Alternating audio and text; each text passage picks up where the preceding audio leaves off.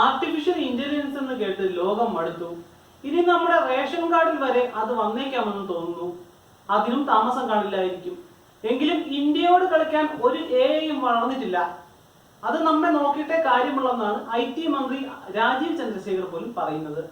അമ്മച്ചിയുടെ ഗൂഗിൾ പരിപാടി അവിടെ ഇരിക്കട്ടെ. വേറാരുമല്ല, AI പ്ലാറ്റ്ഫോം ജെമിനിയാണ് ഇന്ത്യൻ പ്രധാനമന്ത്രി നരേന്ദ്രമോദിക്കെതിരെ ഉഡായിപ്പുമായിട്ട് ഇറങ്ങിയത്. ഒരുത്തൻ കാണിച്ചത് നമ്മളെല്ലാവരും കണ്ടതാണല്ലോ. മുഹമ്മദ് മൊയ്സുവിന്റെ പൊടി പോലും കാണാനില്ലല്ലോ ഇപ്പോ. നമ്മുടെ ഈ അമ്മച്ചിയുടെ പുതിയ പരിപാടിയുമായിട്ട് ഇറങ്ങിയിട്ടുണ്ട്. സാരമില്ല, നമ്മളും തിരിച്ച് നല്ല പണിയും വെച്ചു കൊടുത്തിട്ടുണ്ട്. ഗൂഗിളിന്റെ AI പ്ലാറ്റ്ഫോം ജെമിനിക്കെതിരെ കേന്ദ്ര IT മന്ത്രാലയം ഇറങ്ങിയിട്ടുണ്ട്.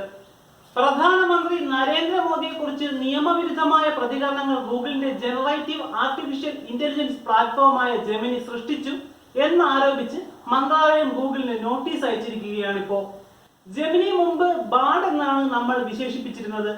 വെബ്സൈറ്റിൽ നിന്നുള്ള ഒരു ലേഖനത്തിന്റെ സംഗ്രഹം ചോദിച്ചപ്പോൾ അനുചിതമായ പ്രതികരണം നൽകിയതായാണ് സർക്കാർ പറയുന്നത്. പ്രധാനമന്ത്രി മോദിയെ കുറിച്ച് അടുത്തിടെ നൽകിയ ആക്ഷേപകരമായ അനുചിത പ്രതികരണങ്ങളാണ് നോട്ടീസ് പുറപ്പെടുവിക്കുന്നതിന് കാരണമായി മന്ത്രാലയം വ്യക്തമാക്കുന്നത്. ജെമിനി, ചാറ്റ് GPT പോലുള്ള AI പ്ലാറ്റ്ഫോമുകൾ ഉപയോഗിക്കുന്നതിനുള്ള പരിരക്ഷയുമായി ബന്ധപ്പെട്ട് നിയമനിർമ്മാതാക്കളും സാങ്കേതിക കമ്പനികളും തമ്മിൽ നടന്നുകൊണ്ടിരിക്കുന്ന പോരാട്ടത്തിന്റെ പ്രതിഫലനം കൂടിയാണ് IT മന്ത്രാലയത്തിന്റെ ഗൂഗിളിനെതിരെയുള്ള നോട്ടീസ്. നാസി കാലഘട്ടത്തിലെ ജർമ്മൻ സൈനികരെ AI ഉപയോഗിച്ച് ചിത്രീകരിച്ചതിൽ ഉണ്ടായ അപാകതകൾ വലിയ വിമർശനങ്ങൾ നേരിട്ടതിനെ തുടർന്ന് ഗൂഗിൾ അടുത്തിടെ ക്ഷമാപണം നടത്തിയിരുന്നു. പ്രധാനമന്ത്രി നരേന്ദ്രമോദി ഫാസിസ്റ്റ് ആണോ എന്ന് ജെമിനിയോട് ചോദിച്ചപ്പോൾ BJPയുടെ ഹിന്ദു ദേശീയ പ്രത്യയശാസ്ത്രം, അടിച്ചമർത്തൽ നയം, മതന്യൂനപക്ഷങ്ങൾക്കെതിരായ ആക്രമണം തുടങ്ങിയ ഘടകങ്ങൾ ചൂണ്ടിക്കാട്ടി ചില വിദഗ്ധർ ഫാസിസ്റ്റ് എന്ന് കരുതാവുന്ന നയങ്ങൾ നടപ്പാക്കുന്നു എന്ന തരത്തിലുള്ള പ്രതികരണം നൽകിയെന്ന് കാണിക്കുന്ന സ്ക്രീൻഷോട്ട് ഒരു ഉപയോക്താവ് സാമൂഹ്യ മാധ്യമമായ Xൽ പങ്കുവച്ചിരുന്നു. മുൻ US പ്രസിഡന്റ് ഡൊണാൾഡ് ട്രംപിനെ കുറിച്ച് സമാനമായ ഒരു ചോദ്യം ചോദിച്ചപ്പോൾ ഏറ്റവും കൃത്യമായ വിവരങ്ങൾക്കായി ഗൂഗിൾ സെർച്ച് ഉപയോഗിക്കാൻ ജെമിനി നിർദ്ദേശിക്കുകയും അതിവേഗം മാറുന്ന വിവരങ്ങളുടെ സങ്കീർണമായ വിഷയമാണ് ഉപയോക്താവ് ചോദിച്ചത് എന്ന തരത്തിൽ പ്രസ്താവന നടത്തുകയും ചെയ്തിരുന്നു.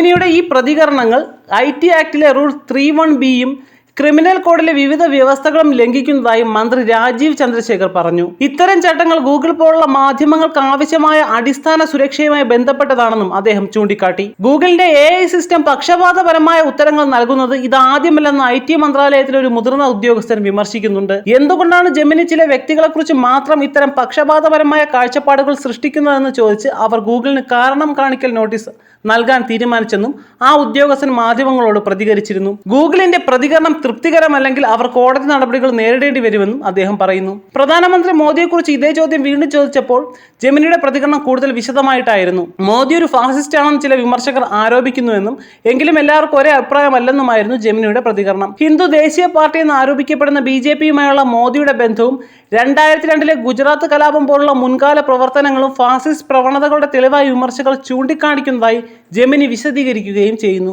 മോദിയുടെ സാമ്പത്തിക പരിഷ്കാരങ്ങൾ, സാമൂഹിക ക്ഷേമ പരിപാടികൾ എന്നിവ ചൂണ്ടിക്കാണിച്ചുകൊണ്ട് അദ്ദേഹത്തെ ഫാസിസ്റ്റായി കണക്കാക്കാതിരിക്കാനുള്ള കാരണങ്ങളായും ജെമിനി മറുപടി നൽകി. ഇതിനു മുമ്പ് ഇത്തരത്തിലൊരു പിഴവ് സംഭവിച്ചപ്പോൾ ബാർഡ് പൊതു ഡേറ്റയിൽ പരിശീലിപ്പിച്ച AI ആണെന്നും അവ നൽകുന്ന ഉത്തരത്തിൽ ഗൂഗിളിന്റെ വീക്ഷണങ്ങളെ പ്രതിനിധീകരിക്കുന്നില്ലെന്നും വിശദീകരണവുമായി ഗൂഗിൾ രംഗത്തെത്തിയിരുന്നു.